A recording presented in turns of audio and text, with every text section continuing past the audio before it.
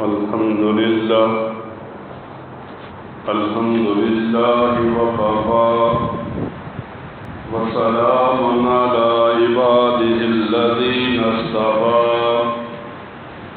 خصوصا على سيد الرسل وخاتم الأنبياء أما بعد فأعوذ بالله من الشيطان الرجيم بسم الله الرحمن الرحيم قال الله تبارك وتعالى ومن يتوكل على الله فهو حسبه صدق الله مولانا العظيم إن الله وملائكته يصلون على النبي يا أيها الذين آمنوا صلوا عليه وسلموا تسليما اللهم صل على محمد وعلى آل محمد كما صليت على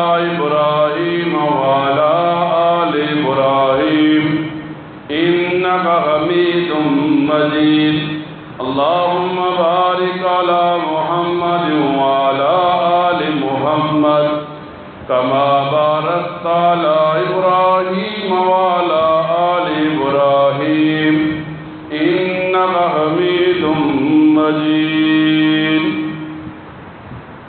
قرآن کریم کی ایک آیت مبارکہ کا ایک حصہ تلاوت کیا۔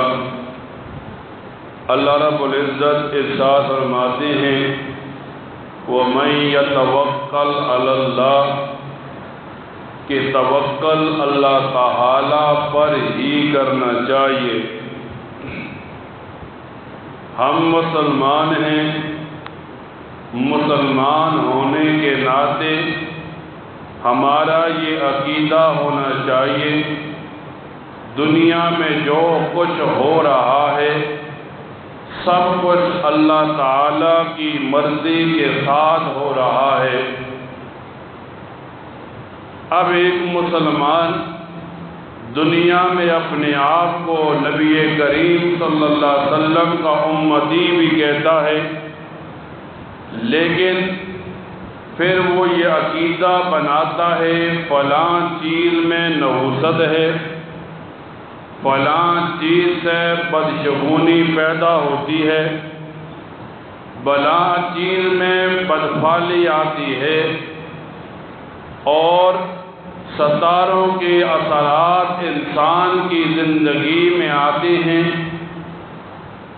ایک آدمی کسی نجومی کے پاس جا کر اپنے بارے میں پوچھتا ہے میرا ستارہ کیا کہتا ہے، تو شریعت مطالعہ ان باتوں کی نفی کرتی ہے۔ نبی کریم صلی اللہ علیہ وسلم فرماتے ہیں ایک حدیث مبارکہ کا مفہوم یوں کہ اگر ساری انسانیت انسان کو نفع دینا چاہے اور اللہ تعالی انسان کو نقصان دینا چاہے تو ساری مخلوقات انسان کو نفع نہیں دے سکتی، اور اگر ساری مخلوقات انسان کو نقصان دینا چاہے اور اللہ تعالی نفع دینا چاہے تو ساری انسانیت انسان کو نقصان نہیں دے سکتی۔ نبی کریم صلی اللہ علیہ وسلم فرماتے اللہ تعالی کا وہ قلم ہی خشک ہو گیا جس سے یہ باتیں لکھ دی گئی تھی۔ جب انسان پر کوئی زمانہ آتا ہے، انسان زمانے کے اندر یہ عقیدہ بناتا ہے یہ زمانہ یہ وقت اچھا ہے یہ وقت برا ہے، پھر انسان زمانے کو برا کہتا ہے، حالانکہ اللہ تعالی یوں فرماتے ہیں لا تسبوا الدار فإن الدار کہ تم زمانے کو برا نہ کہو، زمانہ تو میرا نام ہے۔ یعنی جو کچھ زمانے میں ہو رہا ہے یہ سب اللہ تعالی کی مرضی کے ساتھ ہو رہا ہے۔ بخاری شریف کی ایک حدیث کی شرح لکھتے ہوئے شارح یوں لکھتا ہے کتاب کے اندر کہ نبی علیہ السلام نے ایک حدیث مبارکہ میں ارشاد فرمایا تھا کہ اپنے بیمار اونٹ کو اپنے تندرست اونٹوں سے دور رکھو۔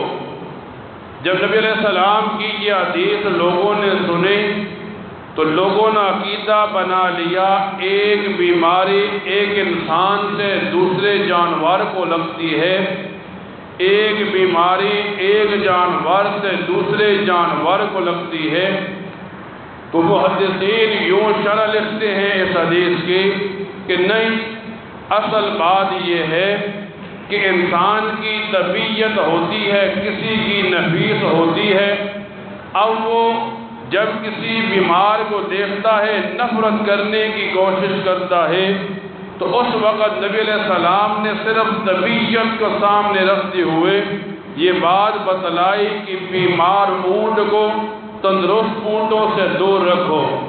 اب لوگوں نے سمجھ لیا کہ بیماری ایک آدمی سے دوسرے کو لگتی ہے، حالانکہ حدیث مبارکہ سے کہیں یہ بات ثابت نہیں۔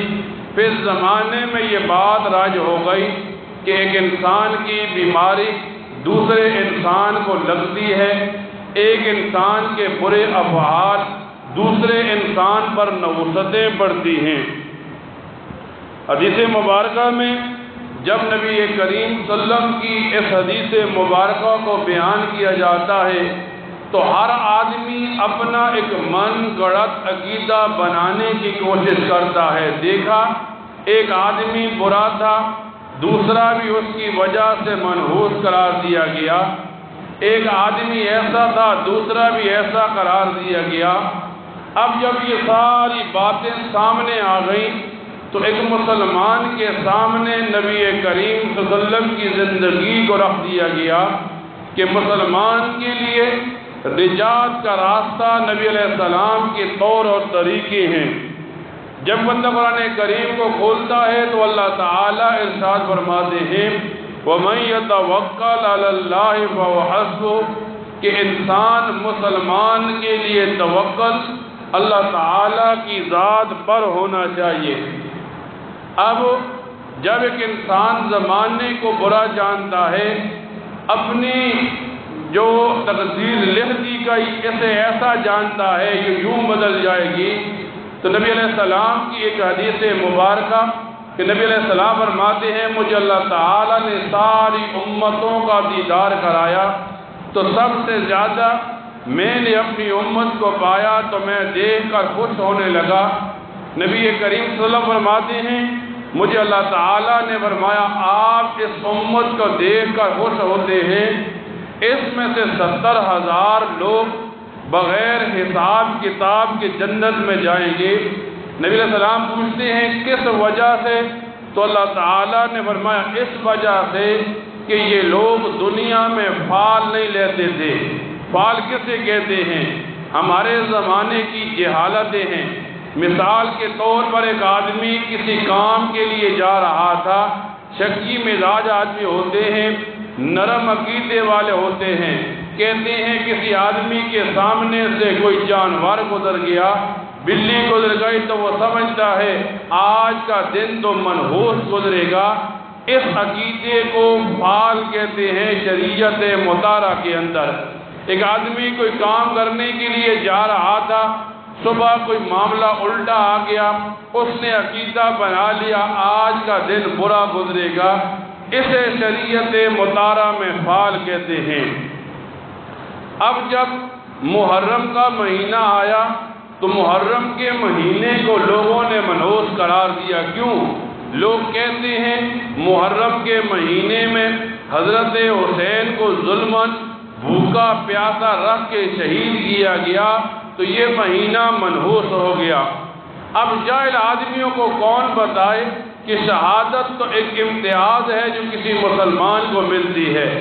جب محرم کا مہینہ ختم ہوا، صفر کا یہ مہینہ شروع ہوا تو صفر کے مہینے کو لوگوں نے منحوس قرار دیا۔ اب لوگ سمجھتے ہیں یہ صفر کا جو مہینہ ہے اس کے پہلے 13 دن منحوس ہیں، اس لیے اس مہینے کے اس چاند کے پہلے 13 دنوں کو ترتیزی کا نام دیا کہ لوگ سمجھتے ہیں آسیب ہوگا، جادو ہوگا، جنات ہوں گے، اور پھر اپنے بچوں کو ڈراتے ہیں۔ ترتیزی میں یوں ہوتا ہے، من گڑت باتوں کو، من گڑت عقائد کو بیان کیا جاتا ہے۔ حالانکہ تاریخی کتابوں میں یوں آتا ہے، نبی علیہ السلام سے پہلے بھی، پھر نبی علیہ السلام کے مبعوث ہونے کے بعد بھی محرم کے مہینے میں جہاد اور جنگ سے منع کیا گیا۔ تو جیسے ہی سفر کا مہینہ شروع ہوتا، جیسے ہی یہ چاند نظر آتا، تو جو لوگ جنگ کرتے تھے، جہاد کرتے تھے، وہ تلواریں اٹھاتے، نیزے اٹھاتے، میدان میں آ جاتے، اور پہلی تاریخ سے یہ ہوتا، کسی عورت کا حامل قتل ہو جاتا، کسی بچے کا والد قتل ہو جاتا، عورتیں بیوہ ہو رہی تھی، بچے یتیم ہو رہے تھے، تو لوگوں نے سمجھا یہ گھر اس سفر کے مہینے کی وجہ سے اجڑ رہے ہیں، تو یہ عقیدہ بنا لیا کہ یہ سفر کا مہینہ منحوس ہے۔ تو اس مہینے کی نحوست کو جاہلوں نے ترتیزی کا نام دیا۔ پھر جب یہ مہینہ جب چل رہا تھا، لوگوں نے سمجھا اس مہینے کے اندر یوں ہوتا ہے، یوں ہوتا ہے۔ حالانکہ امام مالک رحمہ اللہ فرماتے ہیں، جب یہ سفر کا مہینہ جاہلوں پر، کفار پر آتا تھا، ایک سال وہ اسے حلال مہینہ سمجھتے، اس میں جنگ کرتے، ایک سال وہ اسے حرام مہینہ سمجھتے، اور اسے محرم کی طرح اس میں بھی جنگ کو حرام سمجھتے۔ پھر یوں آتا ہے کتابوں میں کہ جب ایک مسلمان پر زمانہ آیا اور زمانے کو انسان نے برا سمجھا، پھر انسان نے زمانے سے نحوست لینے کی کوشش کی، پھر زمانے کے اندر غم منانے کی کوشش کی۔ مثال کے طور پر لوگوں کا عقیدہ بنا کہ جب یہ مہینہ شروع ہوا، اس مہینے میں شادی ہو تو طلاق ہو جاتی ہے، گھر اجڑتے ہیں، حالانکہ قرآن و حدیث میں اس کا کوئی ثبوت نہیں۔ پھر جب یہ مہینہ گزرتے جب اس مہینے کا آخری بدھ آتا ہے، لوگوں کا ایک من گڑت عقیدہ ہے، ویسے ہی لوگوں نے بنا لیا کہ نبی کریم صلی اللہ علیہ وسلم بیمار ہوئے، جس بیماری میں نبی علیہ السلام نے وفات پائے، دنیا سے پردہ فرمایا، اس سفر کے مہینے کی آخری بدھ کو نبی علیہ السلام نے غسل کیا، تو آپ کی بیماری کم ہوئی یا آپ نے بیماری سے شفا پائی۔ اب لوگوں نے یہ من گڑت عقیدہ بنانے کے بعد اس مہینے کے آخری بدھ کو ایک اور دوسرے کو مبارکباد دیتے، خوشی مناتے، اور خوشی کا طریقہ اخیر میں انسان نکالتا ہے پیٹ بھرنے کے لیے۔ غم ہو یا خوشی ہو، انسان آ کر پیٹ پر رک جاتا ہے۔ مثال کے طور پر موت تھی، اب یہ غم منا رہا تھا، 40واں خیرات کر کے پیٹ کا معاملہ سامنے کر دیا۔ خوشی کا معاملہ آیا، اس نے ربیع الاول میں خوشی منا کر پیٹ بھرنے کا معاملہ سامنے کر دیا۔ اب جب یہ سفر کے مہینے کا آخری بدھ آیا، لوگ ایک دوسرے کو مبارکباد دیتے، خوشی مناتے، اور سب سے پہلے اپنے پیٹ کو سامنے رکھا۔ ہوا یہ، جب اس مہینے کا آخری بدھ آتا، لوگ گھروں سے گندم اٹھاتے، پھر اس کے دل بناتے، پھر اس دل کی روٹیاں بناتے، پھر چوری بناتے، پھر ایک دوسرے کو بیچتے، اور سمجھتے یہ چوری بنانا فرض ہے، واجب ہے، سنت ہے یا ثواب کا کام ہے۔ حالانکہ اتنا بھی مسلمان کو پتہ نہیں، جب ایسا کام کیا جائے اور اسے مذہب سمجھ لیا جائے، وہ کام دین نہیں رہتا، وہ بدعت بن جاتی ہے، اور بدعت انسان کو گمراہی کے راستے پر ڈالتی ہے، اور گمراہی انسان کو جہنم میں لے جاتی ہے۔ اب ایک آدمی کو بتایا جائے تردیدی کوئی چیز نہیں ہے، ایک آدمی کو بتایا جائے یہ جو دلوں کی چوری کھائی جاتی ہے یہ کوئی قرآن و حدیث سے، شریعت سے ثابت نہیں، تو لوگ ایک ہی سوال اٹھاتے ہیں، ہم یہ کام اس لیے کرتے ہیں کہ ہمارے آباء و اجداد کرتے آئے، اب اس مسلمان کو اتنا بتا دینا چاہیے، ہمارے آباء و اجداد ہندوؤں کے ساتھ رہے اور انہوں نے کچھ طریقے ہندوؤں سے لیے، اب ہم بھی وہ طریقے کرتے ہیں۔ اصل معاملہ یہی ہے کہ نبی علیہ السلام کفار کو دین اسلام کی دعوت دیتے تو کفار ایک ہی بات کہتے، ہم اپنے باپ دادا کے مذہب کو کیسے چھوڑ دیں۔ آج ایک انسان کو بتایا جاتا ہے یہ چیزیں بدعت ہیں تو لوگ اس بات کو ایک کان سے ڈالتے ہیں دوسرے کان سے نکال دیتے ہیں۔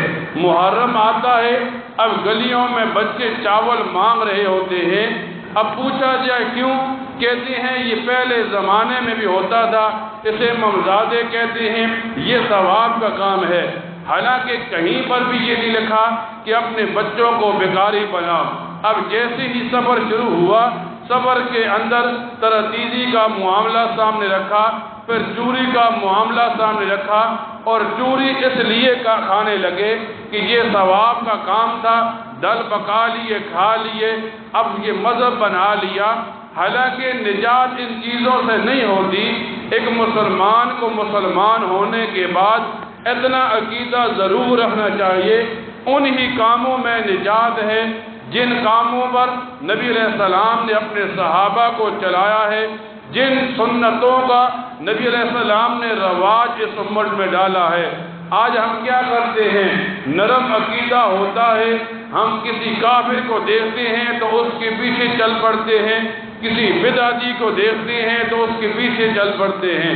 علماء فرماتے ہیں جب ایک آدمی بدعت کرتا ہے تو اللہ تعالیٰ اسے توبہ کی توفیق نہیں دیتے، اس وجہ سے وہ بدعت ثواب کی نیت کے ساتھ کرتا ہے، وہ بدعت کو مذہب سمجھ کے کرتا ہے۔ اب ایک آدمی کو جب بتایا جاتا ہے یہ چیز بدعت ہے، یہ عقیدہ غلط ہے، تو لوگ اس عقیدے کو لینے کے بجائے اپنے باپ دادا کو پچھلے زمانے کی باتوں کو ٹٹولنے کی کوشش کرتے ہیں۔ تو ایک مسلمان کو چاہیے وہی طریقہ اختیار کرے جو شریعت مطالعہ اسے دکھاتی ہے، جس طریقے پر وہ چلے گا تو نجات پا جائے گا۔ ایک آدمی ساری بدعات کرنے کے بعد اپنے آپ کو نیک سمجھنے کی کوشش کرتا ہے، لیکن شریعت مطالعہ اس بدعتی کی مذمت کرتی ہے۔ اب جب ایک آدمی ایک بدعت کو کھڑا کرنے کی کوشش کرتا ہے تو اللہ تعالیٰ ایک سنت کو اٹھا لیتے ہیں، لیکن آج مسلمان سنت سے دور ہوتے چلے گئے، بدعات کا رواج پڑنا شروع ہوا۔ محرم آیا تب بھی بدعات ہیں، صبر آیا تب بھی بدعات ہیں، کل محرم شروع ہوگا، نبی علیہ السلام کی ولادت کی خوشیاں منائی جائیں گی۔ تو یہ شریعت مطالعہ ہمیں سکھاتی ہے دن منائے نہیں جاتے، دن اپنائے جاتے ہیں۔ نبی علیہ السلام کی زندگی کو اپنانا اسے دین کہتے ہیں، آپ کی ولادت کی خوشی منانا اسے دین نہیں کہتے۔ ایک دن خوشی منا لی، پھر پورا سال نہ مسجد کی طرف رخ ہوا، نہ سنت کے مطابق زندگی گزارنے کا اس آدمی کی ذہن میں کوئی بات آئی۔ اللہ تعالیٰ سے دعا کیا کریں، اللہ تعالیٰ ان باتوں کو سننے کے بعد ان پر عمل کرنے کی توفیق عطا فرمائے۔ وآخر دعوانا ان الحمد للہ رب العالمین۔